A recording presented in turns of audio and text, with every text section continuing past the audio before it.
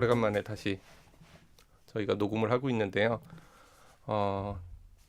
이것은 네이버 스퀘어 그래서 파트너 스퀘어. 네이버 파트너 스퀘어에서 처음 녹음을 합니다. 오늘 녹음을 할 때 또 저희는 항상 저희 책을 소개하기 때문에 오늘 소개드릴 책은 우리는 지금 토성으로 간다 라는 책이고요. 오늘 특히 녹음을 하면서 이 제목을 정했어요. 오늘 녹음의 제목 어벤져스 특집입니다. 이해가 안 되죠? 제가 어벤져스를 안 봐서 더 이해가 안 돼요. 이번 어벤져스의 그 주인공이 타노스라고 할 수 있거든요. 악당인데 거의 주인공급으로 나와요. 제가 뭐 내용을 스포를 할 수는 없고요. 네. 그 타노스의 고향이 타이탄입니다. 토성의 타이탄. 토성의 위성인 타이탄이고요. 그래서 오늘은 저희 우리는 지금 토성으로 간다 이 책이 알고 보면은 토성의 위성인 타이탄에 대한 책이거든요. 현재 우주의 과학 기술이 얼마나 발달을 했고 또 어느 정도의 가치가 있고 또 어떤 가능성이 있는가를 이야기하는 책인데 이 책을 그냥 제목만 보신 분들이 약간 공상과학 소설로 생각을 하시거나 제가 댓글을 봤는데 사기다라는 댓글도 있더라고요. 어떻게 우리가 토성을 가느냐. 사실 이 책은 상당히 과학적인 책이고요. 현재의 우주 과학 기술을 얘기하는 책이기 때문에 그런 어떤 오해를 좀 풀어드리고 싶어서 오늘 녹음을 시작하려고 합니다. 저는 처음북스의 편집장이고요. 항상 같이 네. 저희 편집자인 전유진님 나와 계시고요. 왜 항상 소개할 때마다 머뭇거리세요? 뭐라고 저를 소개를 해드려야 될지 몰라갖고 지금 그렇게 좀 어색하지만 어색하고 계속 또 중간중간에 끊길 거예요. 저희가 이렇게 프로가 아니기 때문에 그런 거 감안해서 들어주시면 좋겠고 어쨌든 오늘 책은 우리는 지금 토성으로 간다라는 책입니다. 이 책에 대해서 말씀드리기 전에 이 책을 쓴 저자를 먼저 소개를 해드려야 될 것 같아요. 이 책의 저자는 찰스 올포스라는 전문 저술가하고 또 한 명은 아만다 핸드릭스라는 과학자가 같이 썼어요. 아만다 핸드릭스는 그 행성 과학자이고 나사 제트 추진 연구소에서 12년간 일했습니다. 그리고 갈릴레오호와 달 정찰 비행선의 과학조사반이었으며 나사 연구 및 허블 우주망원경 관찰 프로그램의 수석 조사관이었고 많은 과학 논문을 저술했습니다.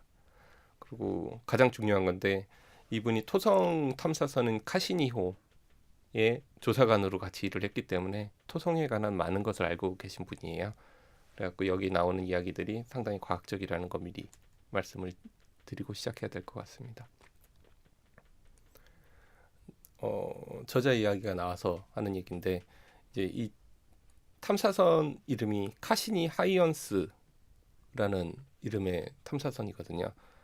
카시니 하이언스호는 1997년 10월 15일에 발사됐고요. 2004년 7월 1일 날 토성 궤도에 진입한 탐사선입니다. 이게 두 부분으로 나뉘어진 탐사선인데 그 카시니 하이언스호 중에 카시니호는 토성 궤도를 돌면서 계속 토성에 대한 정보를 수집하는 임무를 맡고 있고요. 그 중에 하이언스호는 같이 날아간 다음에 토성에서 분리돼 갖고 저희 오늘 책의 주인공인 타이탄에 착륙을 하는 임무를 맡은 우주선입니다. 원래는 이따가 말씀을 드리겠지만 타이탄은 행성 중에 위성 중에 저희가 알기로는 유일하게 지표면에 액체가 있는 위성이에요. 그래서 그 바다라고 부르는데 그 바다에 원래는 떨어져서 이렇게 둥둥 떠다니면서 탐사를 할 예정이었는데 사실 바다에는 못 떨어졌고 땅에 떨어졌다고 해요. 그래도 어느 정도 임무는 훌륭하게 마쳤고요. 그 하이언스라는 이름이 어디서 나온 건지 혹시 아세요? 아니요, 모르겠어요. 하이언스는 그 네덜란드의 과학자 이름에서 나왔고요. 이 사람이 타이탄을 처음 발견한 사람이에요. 천문학자는 아닌데 그 예전 과학자들이 그랬듯이 잘 네. 이것저것 다 다 하잖아요. 아는. 네. 이 사람은 어떤 렌즈를 만들고 이러는 거에 상당히 재능이 많았었나 봐요. 그래갖고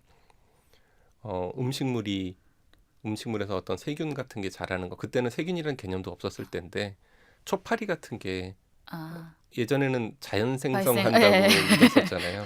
근데 이 사람은 아마도 공기 중에 떠다니는 무언가가 여기에 들어가서 초파리가 생길 수도 있다. 아주 작은 것들이라는 거를 처음 예견한 사람이기도 하고요. 그 다음에 그 렌즈를 잘 만들어서 망원경으로 타이탄까지 발견을 한 이런 과학자입니다. 그래서 타이탄에 착륙하는 위성에다가 하이온스라는 이름을 붙인 게 아마 어울릴 것 같고요. 이 책에 대해서 이제 목차를 한번 유진 씨가 한번 설명을 읽어주셔도 좋을 것 같고요. 네. 서문으로는 지구를 떠나서라는 제목의 서문이 있고요. 1장은 어떻게 미래를 예측할 것인가. 2장은 내 태양계 그리고 나사의 문제. 3장은 왜 태양계에서 찾은 집. 4장은 재빨리 로켓 만들기. 5장은 우주에서의 건강 문제. 6장은 우주 로봇. 7장은 긴 여행을 위한 해결책. 8장은 우주 여행의 심리학. 9장은 누가 가게 될까? 10장은 왜 우주로 이주해야 할까? 11장은 개척지 정착. 마지막 12장은 그 다음 단계이며 맨 마지막에 이제 감사의 글이 있습니다. 이 책을 전부 다 소개해드리긴 사실 좀 힘들고요. 그래서 큰 주제로 한 세 부분 정도만 나눠서 오늘은 그냥 말씀을 드리려고 해요. 그래서 세 부분은, 하나는 인간은 왜 우주로 향해야 하는가 부분하고, 또 한 부분은 그렇다면 어디를 가야 하는가, 그리고 마지막은 거기에 갈 때 어떤 어려움이 있을까에 대해서만, 이 책에서 소개한 내용하고 또 제가 참고한 서적은 아마 과학서 중에서 항상 추천 서적 1위에 들어가는 칼 세이건의 코스모스입니다. 이 책이 써진 지는 이미 몇십 년이 지났는데, 볼까요? 한번 초판이 안 보이네. 맨 뒤에 있잖아요. 이건 개정판을 제가 갖고 와갖고 초판이 아, 안 보이는데, 이 이후로 많은 과학적인 발견이 있었는데, 또? 칼 세이건이라는 사람이 우주에 있는 생명체를 찾는 거를 상당히 소원했고, 그리고 그 소원대로 생명체가 있었으면 바라는 마음, 우주를 탐구하고 싶어하는 마음이 상당히 컸던 사람이기 때문에 우리 책의 주제와 좀 맞는 책인 것 같아갖고, 조금 오래된 책이지만 코스모스를 대부분 저희가 과학적인 자료로서 좀 많이 참고를 했습니다. 그래서 중간중간에는 저희 책에 안 나오는 내용이지만 코스모스에 나오는 내용을 갖고 설명을 해드릴 거예요. 근데 책이 옛날 책이기 때문에 지금은 더 많은 발견이 있었다는 거, 그거를 좀 감안해 주셨으면 하고요. 네, 첫 번째 주제에 대해서 한번 말씀을 나눠보도록 하겠습니다. 오늘은 저 편집장인 제가 좀 말을 많이 하게 될 텐데, 이 책을 제가 편집한 책이어서도 그렇고, 그다음에 저희가 이 사이드킥을 녹음을 하면서 녹음 방식을 조금 바꿨던 게, 저희는 토론이라기보다 책을 소개하는 거기 때문에 그 담당했던 사람이 이 책을 소개하고 같이 이야기를 나누는 형태로 진행이 됩니다. 그래서 오늘은 좀 졸린 목소리지만 제 목소리가 많이 들릴 거예요. 다음에는 아마 유진 씨가 주제를 할 거라서 아 그러네요. 목소리가 많이. 생각도 못했는데 큰일 났다. 네, 첫 번째 주제, 왜 인간은 우주로 향해야, 발음도 잘 안 되네. 왜 인간은 우주로 향해야 하는가를 첫 번째 주제로 잡았어요. 근데 이거는 주제이긴 한데, 이거를 저희가 어떤 결론을 내기는 힘든 일인 것 같아요. 인간이 왜 우주를 가야 하는가? 아주 수만 가지 이유가 있고, 또 가지 말아야 할 수만 가지 또 사유가 있을 거예요. 그래서 이걸 이 책에서 말하는 여러 가지 문제점과 그 주제만 가지고 일단 말을 하도록 하겠습니다. 인간은 왜 우주를 가야 하는가를 생각을 하면은, 지금 사실 우리 인간이 달을 넘어서는 한 번도 인간이 밖으로 나가본 적은 없거든요. 지금 다 보이죠? 문탐사전. 네. 네. 보이저 1호는 벌써 태양계를 떠났어요. 그 78년에 네. 발사가 돼서 보이저 1호는 이미 태양계 밖으로 날아가고 있지만 인간은 아직 달 밖으로 나가본 적이 없거든요. 그 이유가 그 처음에 달에 갔던 이유는 아시죠? 뭐 냉전 시기 예, 때문에 냉전 시대에 미국과 소련의 경쟁 예. 때문에 덕분에 경쟁 덕분에 예. 빨리 달에 가는 모습을 보여주기 위해서 시작을 했으니까 그때는 어떤 경제적인 이유나 이런 거 없이 보여주기식 어떤 개발이었던 게 크죠. 그러고 나서는 사실 인간이 가야 될 이유를 별로 못 찾은 게 가장 크죠. 예. 커요. 뭐 우주로 나간다고 해서 어떤 큰 경제적 혜택이 있는 게 전혀 아니거든요. 그럼에도 불구하고 나가야 된다고 생각하는 사람들은 인류가 그래 왔기 때문에 라고 하는 이유를 또 많이 대고 있어요. 인류가 아프리카에서 시작해서 어떤 극지방으로 넘어가고 세계 방방곳곳으로 퍼져나간 이유가 두 가지 이유 때문이라고 보통은 해요. 인간이 원래 그래서.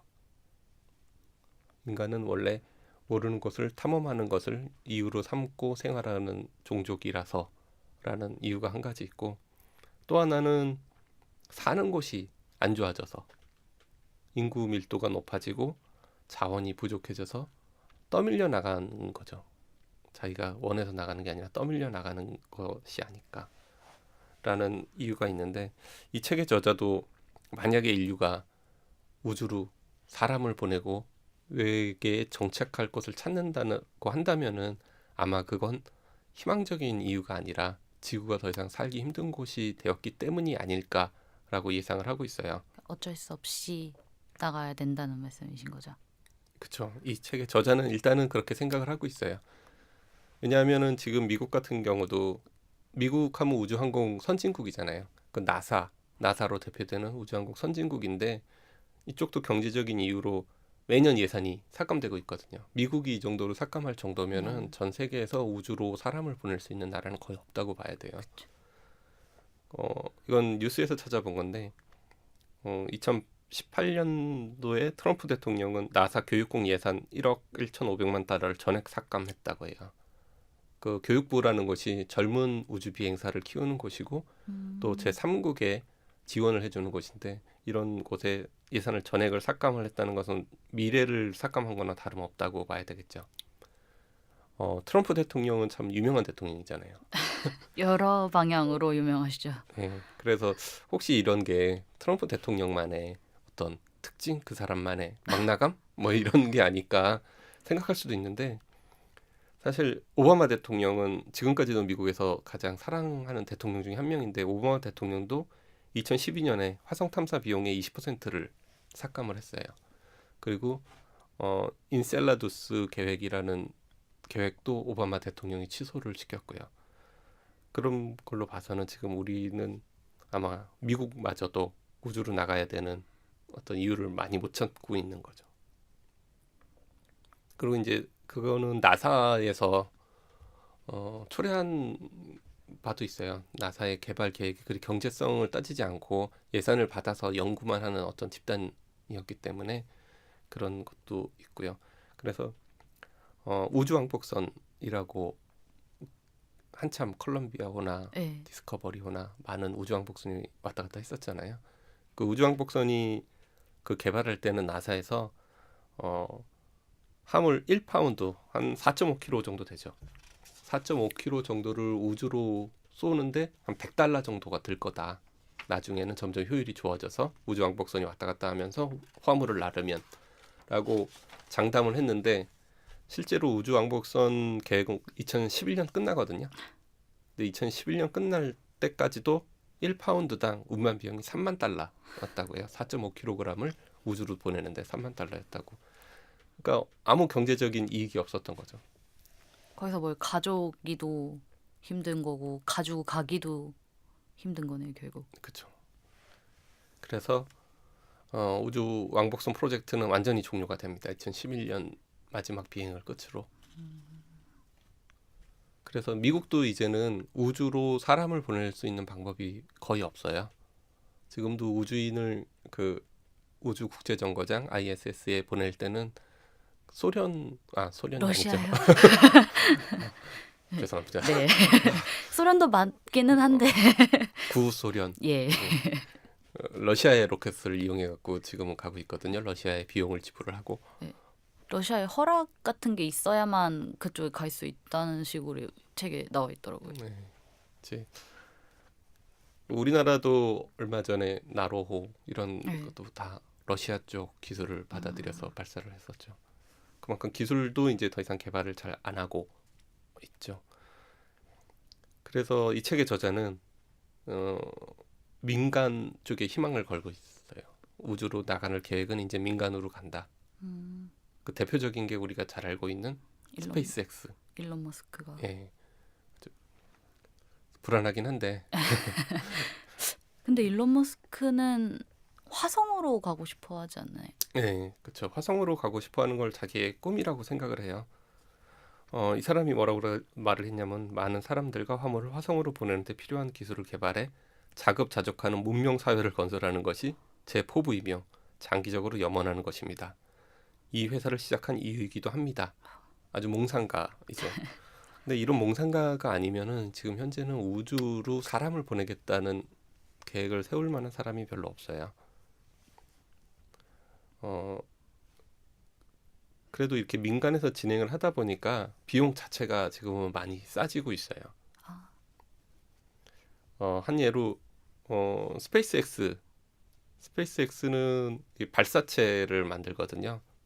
그 팔콘이라는 발사체를 만드는데 그 발사체로 우주로 한번 쏘는데 스페이스X는 한 6천만 달러에서 9천만 달러의 비용이 들고 있어요. 근데 아직도 이런 발사체들을 개발하고 하는 회사가 있거든요. 그 로키드 마틴이라고 많이 아시죠? 예, 그래서 그 군수 예, 예. 회사, 예. 그 보잉사하고 로키드 마틴이 아. 합작한 회사인 유나이티드 런치 얼라이언스는 한 번 발사 비용이 4억 달러라고 해요. 그러니까 민간이 개발을 함으로 해서 비용을 많이 절약을 하고 있는 거죠. 거의 4배에서 6배 가까이 낮춘 거네요. 네. 그 팔콘이 또 저렴한 이유는 이한 가지 기술을 가지고 사용을 해요. 그 팔콘이라는 게 하나의 발사체고 팔콘 9은 간단하게 9개를 묶은 거예요. 아, 그러니까 여러 가지 종류의 그 발사체를 쓰는 게 아니라 한 가지 발사체를 통일해서. 네. 그렇게 해서 비용을 낮추고 그 다음에는 이 발사체가 일회용이거든요. 근데 이쪽에서는 지금 개발을 하고 있고 거의 완성 단계에 간 게 발사체가 회수가 오, 되죠. 이거 동영상 혹시 보신 적 없나요? 떨어지는 것만 보고 항상 네. 회수는 그냥 이렇게 낙하산 같은 거 타고 바다에 떨어지고 그 정도 아니. 그건 발사체가 아니라 아. 맨 끝에 이제 그 뭐라 해야 되지? 사람이나 아니면 화물이 연료? 들어있는 그 부분이 이제 아. 낙하산을 타고 떨어지는 거고 발사체는 대부분 날아간 다음에 네. 연료를 다 쓰면 우주에서 그냥 분리가 돼서 그냥 그러면 우주 쓰레기가 되는 거예요. 지구로 걔는 떨어지는데 이제 떨어져요.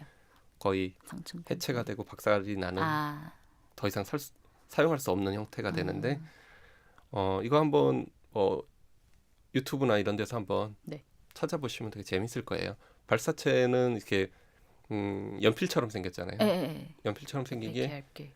하늘을 향해서 곧바로 올라갔다가 그대로 내려와요. 아, 이렇게 참 돌 수는 없을. 이건 미사일 같은데 네네. 지금 생각해 보니까 이렇게 했다가 그냥 그대로 떨어지는 네, 거예요. 그 필름을 거꾸로 돌린 것처럼 오. 발사가 마치 거꾸로 되는 것처럼 그대로 돌아와요. 이거를 지금 성공을 하고 있거든요. 그럼 아마 비용이 점점점 예. 떨어지고 있을 거예요.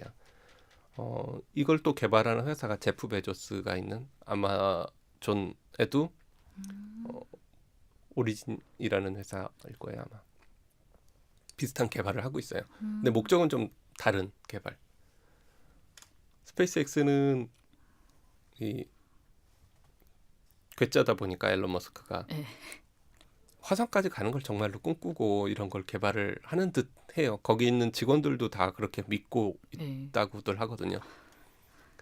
근데 제프 베조스나 아니면은 버진 항공에 있는 그런 우주 항공 민간 사업자들은 물류 이송 등을 위해서 우주 저궤도까지 날아간 다음에 다시 돌아오면은 몇 시간 안에 거의 지구 반대편까지 갈 수가 있거든요. 그래서 이런 식의 개발을 하든가 아니면 관광 상품. 지금도 그런 관광 상품 있죠. 무한도전 팀 같은 쪽에서도 한번 했던 것 같은데 하늘로 올라갔다가 무중력 상태를 몇 번 경험하게 해주는 이런 관광 상품 개발 쪽. 그래서 아마도 앨런 머스크 같은 사람이 있어야지 조금 더 개발은 잘 이루어지지 않을까라는 생각이 좀 듭니다. 어쨌든 간에 우주라는 거는 경제성이 확보된다면은 가능하고 그게 아니라면은 지구가 안 좋아져서 멸망의 위기에 있을 때 혹은 앨런 머스크 같은 어떤 거대한 로망을 갖고 있는 사람만이 네. 개발을 할 수 있지 않을까. 현재로서는 그렇게 예측이 되고 있고요. 어떻게 보면 인류가 그렇게 나아가는 것이 어떤 임무라면은 우리도 좀 신경을 써야 되는 것이 아닌가 생각이 좀 들고 있어요. 그럼 두 번째 주제로 이야기를 넘길까요? 두 번째 주제는 어디를 가야 할까? 사실 이쪽이 더 메인 뭐 제목과 완벽한 연계가 있는 네. 어디를 가야 할까? 옛날 사람들은 아니죠. 옛날 사람들도 아니죠. 얼마 전까지만 해도 앨런 머스크도 마찬가지고 대부분의 사람들이 다 금성 네. 아니면 화성. 화성을 생각을 했어요. 그 이유가 일단은 눈에 보이기 때문이고 근처에 있고 예, 가깝고 그나마 가장 가깝다. 네, 가깝고 근데 그 과학적으로 이제 분석을 하다 보면은 그쪽으로 갈 수 있는 가야 할 이유들이 점점 사라지고 있거든요. 사실은 지금 이 책에서 말하고 있는 바는 한번 갔다 온다가 아니라 과연 인류가 거기에서 정착하고 살 수 있을 만한 곳인가를 이야기하고 있거든요. 최소한 장기적으로 뭔가 프로젝트를 수행하려 그러면 그곳에서 자원이 있어야 되고 환경이 어느 네. 정도는 살 수 있는 환경이 받쳐줘야 되거든요. 최소한 마션 영화에서처럼 그렇게 살아야 된다는 그걸 가정하에 얘기하고 있는 거잖아요. 그죠? 그렇죠. 근데 만약에 거기에 자원이 없다 네, 그러면 하면은 여기서 모든 자원을 가지고 가야 되는데 아까도 말씀드렸다시피 지금 지구 저궤도까지 올리는데도 4.5km당 3만 달러라고 하는데 이건 저궤도의 문제가 아니거든요. 그 많은 또 자원도 1, 2kg으로 끝나는 것도 아니니까. 그 자원을 갖고 가려고 그 다른 자원을 더 많이 쓸 수도 있어요. 이렇게 되면은 인간이 외계 행성을 진출한 것이 아닌 게 될 거죠. 그렇죠. 결국 마이너스인데. 그래서 태양 사람들이 일단 가까운 곳을 생각을 했는데 일단 태양계 안쪽을 먼저 생각을 해봤어요. 그래서 일단 수성은 제외가 된 네. 행성. 일단 크기가 너무 작고 중력이 약해서 대기가 없어요. 대기가 없다는 거가 나중에 한 번 더 얘기를 하겠지만 상당히 문제가 되고 또 하나는 태양과 가까이 너무 있어서 가까워서. 대기가 없는 데다가 태양하고 가까이 있으니까 낮밤의 온도 차가 너무 극심하게 나는 거예요. 그 영하 우리 그 섭씨 온도로 얘기를 하면 네. 영하 거의 200도까지 떨어졌다가 영상 낮에는 500도까지 올라가는. 일교차가 700도. 네. 살 수가 없죠. 일단은 살 수가 없고. 그렇죠. 네. 게다가 태양하고 가까워서 태양의 중력을 너무 많이 받아요. 그래서 탐사선이 가기도 힘들고 가서 제대로 된 활동을 하기도 힘들어서 수성이 탐사하기가 매우 힘든 행성이거든요. 가서 돌아올 수도 없고 태양의 중력에 자꾸 휘말려 들어가기 때문에 그래서 수성은 일단 제외. 인간이 갈 곳은 아니다. 땅도 없을 것 같아요. 근데 왠지. 암석. 하긴. 다행히도 안쪽은 암석으로 암석이기 돼 있으니까 때문에 보통. 땅은 있죠. 그거 뭐 다행이라고 볼 수는 없는데 수성은 일단은 제외가 됐고요. 그 다음으로는 내행성. 내행성이라는 건 이제 지구하고 태양 사이를 내행성이라고 하거든요. 내행성 중에 가장 후보가 됐던 게 금성. 네, 금성은 안 그래도 생명이 가장 살 수 있는 곳이다라고 많이들 생각을 했었다고 해요. 이 금성을 발견한 사람이 누군지 아세요? 갑자기 그렇게 훅 들어오시면. 아마 많은 사람이 발견을 했겠죠. 금성은 뭐 하긴 샛별이라고도 워낙 불리고 잘 보이니까. 많은 사람이 발견을 했는데 공식적으로 발견한 사람은 갈릴레오. 공식적으로. 네, 발견을 했다고 어떤 기록을 남겼기 때문에 아, 갈릴레이가 발견을 했다고 되어 있겠죠. 갈릴레이죠. 갈릴레오인가요? 제가 항상 이거 저도 헷갈려요. 맨날 헷갈려요. 너무 끝 글자만 똑같아서. 갈릴레오로 하죠. 네. 갈릴레오가 발견을 했다고 일단 알려져 있고요. 그 금성을 처음 발견했을 때는 상당히 밋밋해 보였다고 해요. 금성이. 그때 망원경 기술로 봐도 밋밋하고 지금 망원경 기술로 좀 봐도 그쵸. 밋밋하다고 해요. 뭐 달만 해도 예, 운석 자국이 크레이터 보이고. 같은 게 예. 예, 많은데 그게 금성이 뭐 대기가 엄청 빽빽해서 그게 밋밋해 보이는 거라는. 네네네. 예, 그죠. 구름이 일단 예. 그때는 구름이 가득하다고 생각을 했어요. 하늘에. 그래서 차라리 그랬으면 좋았을 건데. 사람들이 그래서 왜 거기가 생명이 있다고 생각을 했었냐 하는 거를 이제 코스모스에서는 이런 사고 과정을 거쳤다고 얘기를 해요. 금성에서 일단 이쪽 대화문처럼 코스모스에서는 써 있는데 그걸 그대로 읽어보면은 저는 금성 표면에서 아무것도 볼 수가 없어요. 왜죠? 완전히 구름으로 덮여서 그렇죠. 그 구름은 무엇으로 만들어진 건데요? 물론 물이죠. 그러면 왜 금성의 구름이 지구의 구름처럼 구름보다 더 두껍습니까? 그곳에 물이 더 많기 때문이죠. 그럼 구름에 물이 더 많다면 표면에도 물이 더 많아야 할 텐데 어떤 종류의 표면이 아주 습하죠? 늪지죠. 그래서 금성은 늪지로 되어 있기 때문에 아주 많은 생명이 자라고 있을 것이다 라고 사람들이 생각을 했다고 해요. 근데 이제 과학이 발달되면서 금성의 표면에 뭐가 있다는 걸 가지 않고 우리가 알게 되거든요. 그쵸.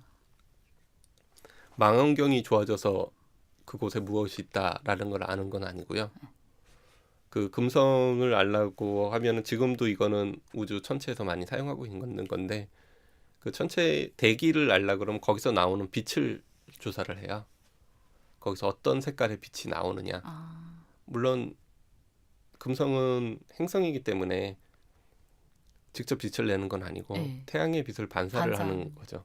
근데 태양의 빛을 반사하면서 그 반사한 빛이 그 빛을 분석을 하는 거예요. 그 분광 스펙트럼이라는 것으로 네. 이제 분석을 하면은 어떤 기체를 통과하느냐에 따라서 그 스펙트럼이 다르게 나오거든요. 이거 그 스펙트럼에 어떤 선이 나타난다고요. 어떤 파장이 네. 그 기체에 흡수가 되면서 그 선이 나타나는 게 그 기체에 따라서 각각 다른 선이 나타난다. 그 이유는 나중에 양자역학에서 나오는데 그 선의 이유까지는 여기서 알 필요가 없고 각자 다른 기체가 나온다는 걸 알아서 금성이 이산화탄소로 가득 차 있다라는 것을 이제 알게 되었죠.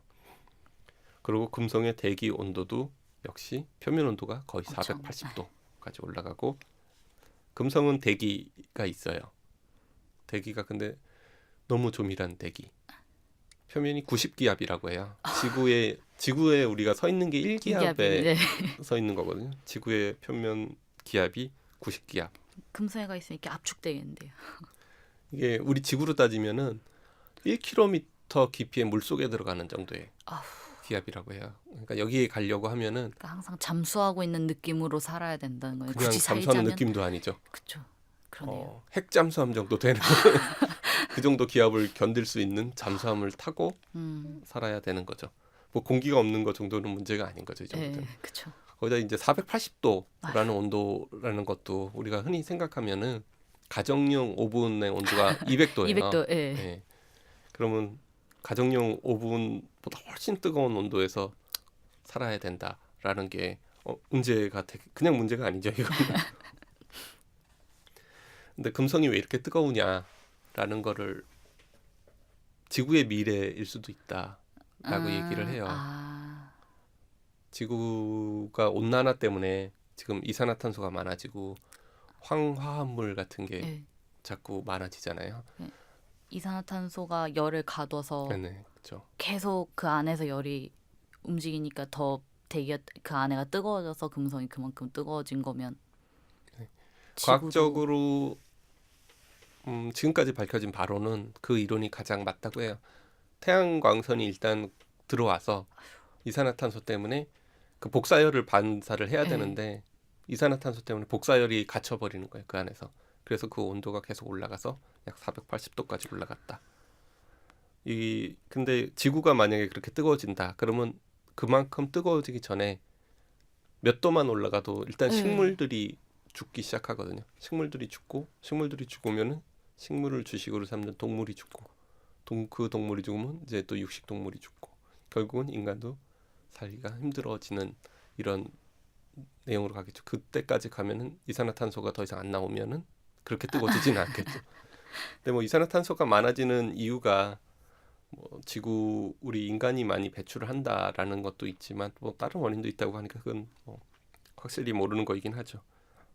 어쨌든 이런 이야기는 6번째 대멸종이라는 예. 절책에서 아주 자세히 다루기 때문에 금성 이야기는 역시 금성도 인간이 살 곳은 아니었다. 그럼 이제 일론 머스크가 좋아하는 화성으로 이 화성은 이제 외행성이죠. 예. 지구 바깥에 있기 때문에 수금지 하니까. 하니까 외행성으로 가죠. 화성도 많은 사람들이 아주 익숙하죠. 저희한테. 화성에 대해서는 이제 코스모스라는 책에서도 한 장을 아예 할애를 했어요. 화성에 대해서. 이 화성이 왜 이렇게 사람들이 생명이 살 수 있을 거라고 생각을 했는지라고 한 거는 사실 문화적인 요인이 큰 것 같아요. 화성도 대기가 없거든요. 지금 밝혀진 바에 의하면은 아주 얇아요. 대기가. 마션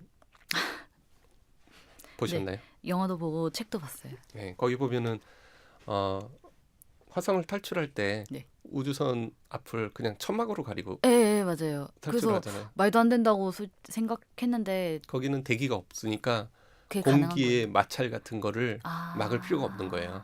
그래서 그래서- 가능한 그냥 천막으로도 우주 발사를 해도 가능한 게 이제 화성 그 정도의 되게 대기. 고증이 되게 잘 된 거였네요. 네.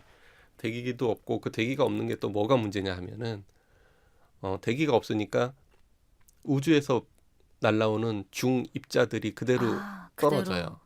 지구는 대기도 있고 또 하나는 자기장이 있어요. 근데 화성에는 자기장도 없어요. 문제가. 그러면은 달처럼 크레이터가 그러면은 화성에도 많나요? 아마도 어느 정도는 있을 텐데 다른 대기가 아예 없어서 움직임 자체가 없는데 화성은 대기 움직임이 그래도 있거든요. 있는 편이라. 폭풍도 불고 가끔. 예, 맞아요. 폭풍 분다는 거는 들었어요. 예, 그러니까 그런 크레이터가 떨어지면 그 자국이 사라지는 거예요. 크레이터가 없는 게 아니라 그 자국이 사라지는데 달 같은 경우는 대기가 아예 없으니까 그대로 유지되는 거예요. 네, 거기는 이제 그 발자국도 그대로 남잖아요. 그대로 우주인 있잖아요. 발자국. 예. 그런 것도 사라지지 않을 정도로 그대로 남으니까 그 차이지 아마 떨어지는 거는 마찬가지였을 거예요. 그리고 지구는 이게 자기장이 있는 이유가 뭐 지구 회전을 하기 때문에 자기장이 생긴다고 하는데 이 자기장이 있는 덕분에 많은 것을 막아주거든요. 우주에서 떨어지는 아주 작은 중입자들이. 그 중입자들은 이따가 또 우주 여행의 문제점을 얘기할 때 한 번 더 이야기를 하겠지만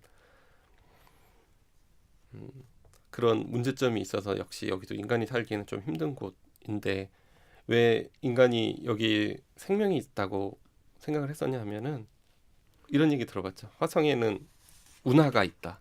예, 강 같은 게 있다고. 그러니까 강이 흘렀던 흔적 같은 게 있다. 뭐 이런 거. 예. 그게 천문학자 조바니 스키아파렐리 라는 사람이 이제 화성을 연구하면서 1877년 뭐 이때니까 뭐 너무 옛날인데. 예, 그냥 그때 가능한 망원경으로 화성을 연구한 거죠. 근데 이 사람이 운하가 있다라고 얘기는 하진 않았어요. 근데 화성에서 카날리가 발견이 됐다라고 이 사람은 얘기를 해요.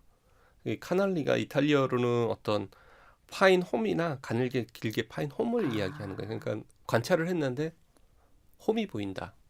파인 흔적이 보인다라고 했는데 이제 영어권으로 넘어오면은 이 카날리가 카날이라는 운하라는 뜻을 갖고 있거든요. 그래서 이게 화성에는 운하가 있다. 오역도 잘못된 거예요, 그러면? 라고 홈이 있다는 자연적인 어떤 걸로 볼 수도 있는데 그쵸. 운하는 인간이 만들지 않으면 생길 수 없는 거잖아요. 그쵸. 그러니까 일종의 오역이 있었던 거죠. 그러면 거기에 어떤 그 정도 할 수 있는 문명이 있었을 수도 있겠구나라는 사람의 상상력을 자극한 게 그쵸.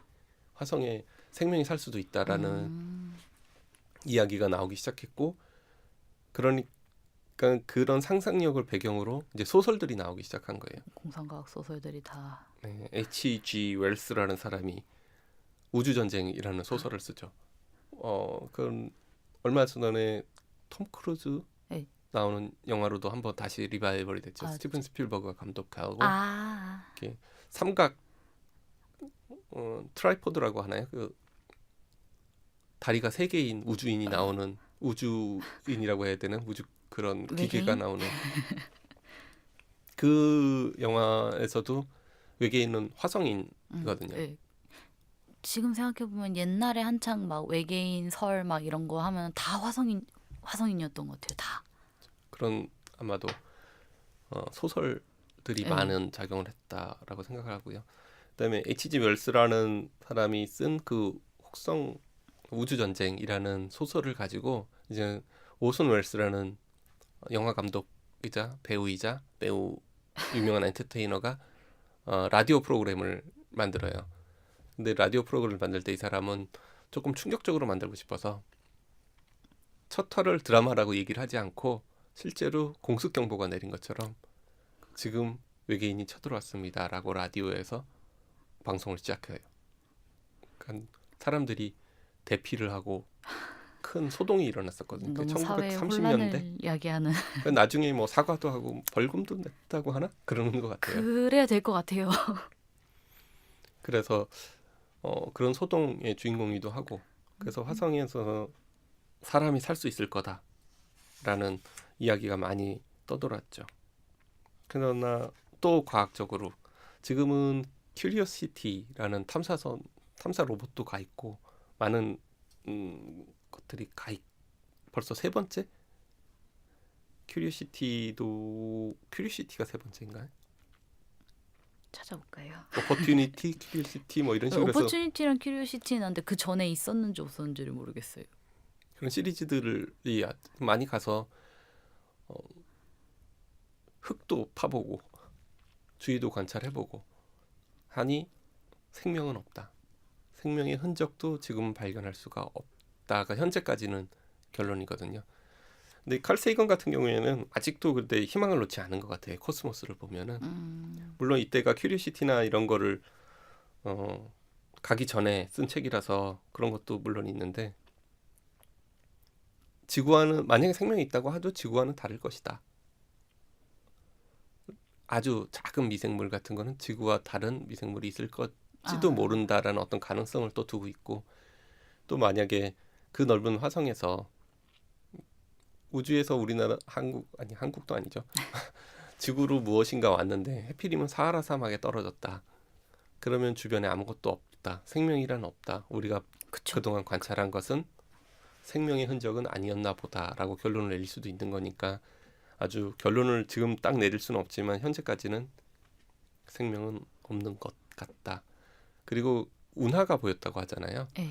지금 더 발달된 현재 카메라로 현재 망원경으로 촬영을 하면은 운하는 전혀 보이지 않는다고. 그럼 그분은 뭘 보신 거예요? 아마도 광학적인 어떤 실수가 아니었을까. 그리고 희망이 만든 선이 아니었을까. 이런 게 있을 거야. 그래서 그 사람은 꾸준히 봤다고 해요, 운하를. 거의 이제 서프라이즈 나와야 될 것 같은 화성 느낌의. 지도까지 그렸거든요. 그 사람은 어디로 운하가 연결돼 있고 아. 어디가 운하가 연결돼 있고 그거를 언제나 똑같이 그렸다고 해요. 보이지 않는다면 그릴 수 없는데 그거를 그러네요. 똑같이 계속 그렸다고 하거든요. 그러니까 그 사람한테는 이제 뭐 보였을 수는 있죠. 근데 현재로서는 현재 관찰로서는 발견되지 않는 곳이 이제 화성입니다. 그래서 이 책에 우리는 지금 토성으로 가고 있다의 저자도 화성으로 가서 인간이 얻을 수 있는 게 사실 아무것도 없다라고 얘기를 해요. 거기서 자원을 채취할 수 있는 것도 아니고 그런 기압이나 아무것도 없기 때문에 거기에 가면은 인간이 기압이 없는 곳에서 살면 또 어떻게 될지 모르거든요. 우리는 기압에 적응해서 이렇게 살아왔기 때문에. 그래서 항상 가압된 어떤 건물 안에서만 살아야 되고 음, 그런 시설을 만들 수가 없다는 거죠. 일단 가압된 건물을 만들어야 된다는 게 일단은 힘들죠. 우주에 그쵸. 가면 그걸 몽땅 실어 날라서 해야 된다고 하면은 그거를 인간이 감당할 수가 없기 때문에 역시 이 저자의 의견으로는 화성도 일단 탈락합니다. 그러면 이제 더 먼 곳으로 태양계 중에서 더 먼 곳으로 고개를 돌려야 되는데 수금치 화까지 갔죠. 네, 그럼 목성인데 목성은 알다시피 예, 기체로 된 행성이거든요. 중심에는 뭐 암석이 태풍이 있다고 하는데 기압도 엄청나게 어, 이상하게 왔다 갔다 하고 중력도 세고 그래서 일단 목성 자체로는 사실 인간이 가기는 매우 힘든 좀 비주얼적으로 좀 가기 싫은 곳이긴 한 것 같아요. 너무 무섭게 생겨가지고. 다시 코스모스 얘기를 하면은 네. 코스모스의 칼세이건은 목성에도 아마 생명의 가능성은 있지 않을까라고 기대를 해요. 물론 다른 화합물로 호흡을 하거나 아, 다른 화합물을 에너지로 쓰는 근데 거기는 발을 붙일 수 없는 땅이었기 때문에 아마도 아주 가벼운 대기를 날아다니는 풍선같이 생긴 이런 게 살고 있을 수도 있다라고 해서 상상도까지 흐리는데 그거는 그 생물 있다고 하더라도 그 생물 이야기고 예, 인간은 살 수 없는 곳이겠죠.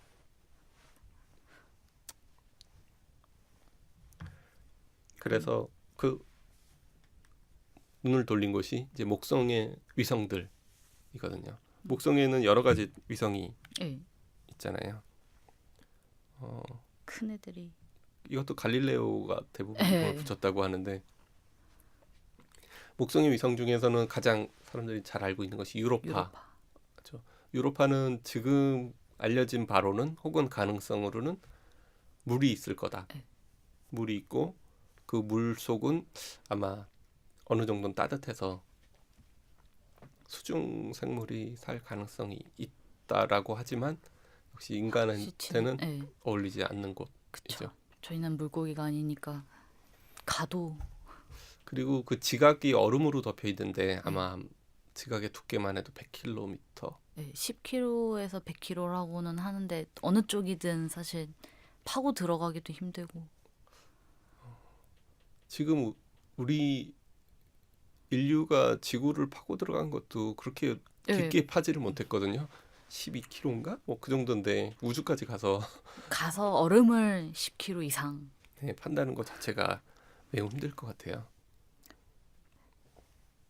차라리 그 얼음 위에서 사는 게 더 현실성이 있긴 해. 물 안에 들어가서 사는 것보다 어쨌든 발을 디디고 살 수 있으니까. 자원이 없죠. 아, 그러네. 참. 어떤 자원, 그 하다못해 뭐 산소를 만들래도 물이 있어야 될 텐데. 그 얼음이 H2O 얼음이라면은 가능성은 있는데 그래서 그 다음은 이제 여러 가지 패스 하고 나서 우리의 주인공이 한번 등장을 해야죠 이제.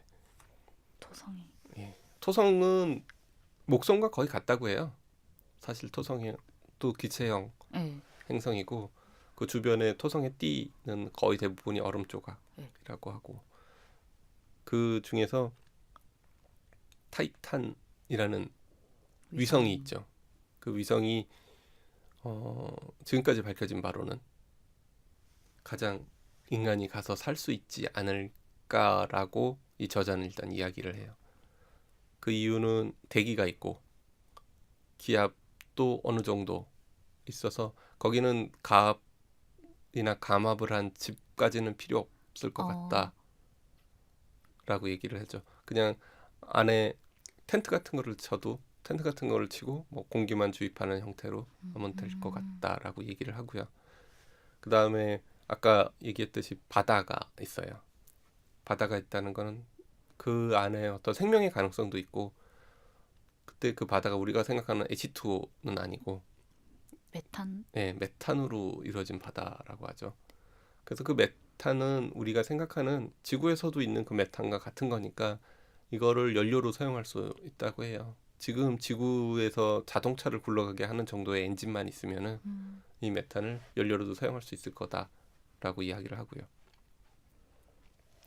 그리고 거기는 바닥에는 물 얼음이 있다고 하죠. H2O로 된 얼음이 있어서 그 얼음을 가지고 물을 만들고 그 다음에 전기 분해를 해서 산소까지 만들 수 있어서 인간이 만약에 갈 수 있다고 하면은 타이탄이 가장 적합한 곳이 아닐까라고 이야기를 합니다.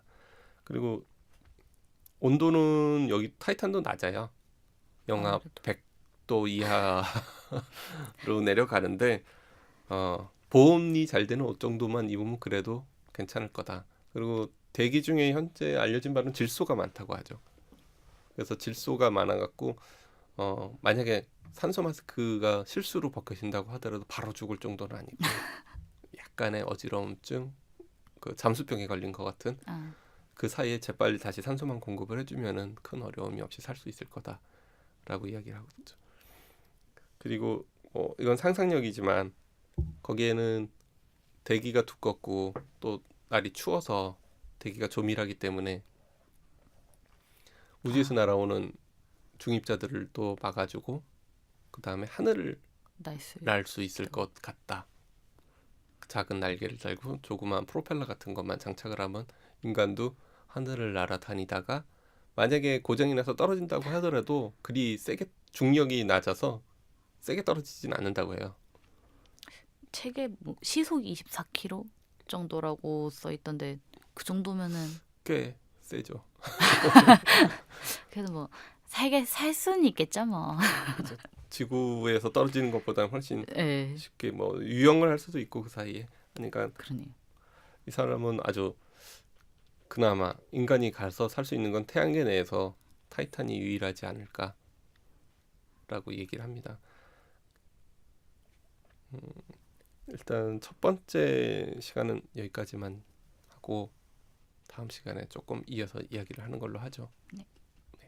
일단 수고하셨고요. 조금 있다가 다시 네. 연결해서 이야기하도록 하겠습니다. 수고하셨습니다. 수고하셨습니다.